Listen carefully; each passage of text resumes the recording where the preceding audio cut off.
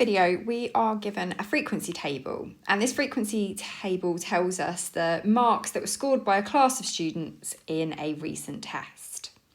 Now, in the table, we have a sort of unknown number of students for the mark of 3. We are, however, told that the mean score for the class is 2.2. We're going to try and calculate how many students scored 3.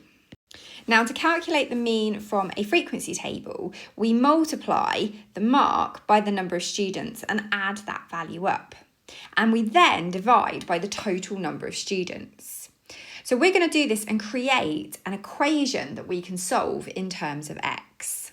So the first thing I'm going to do is I'm going to multiply my columns. Okay, so you can see I've done 0 times 13, 1 times 2, 2 times 3, and so on and so forth. And this is given my totals here on the right-hand side. So what I'm going to do is I'm going to add these values together. Now, the next thing I'm going to need for my formula is to know the number of students. So I need to add that column up. And once again, it's going to be in terms of x, but I'm going to do 13, add 2, add 3, add x, add 14. Now, 13, add 2, add 3, add 14 is equal to 32. So I'm going to be left with 32 plus x, and this is what I'm going to divide by. So I've got my total sum divided by my total number of students. And this is the mean, so this is actually equal to the 2.2 that we've been given in the question. Now what I'm going to do is I'm going to try and solve this equation. So to do that, I'm going to multiply by my denominator to clear my fraction. And I'm also going to simplify my numerator by adding the 2, the 6 and the 56. Okay, so simplifying my numerator gives me 64 plus 3x.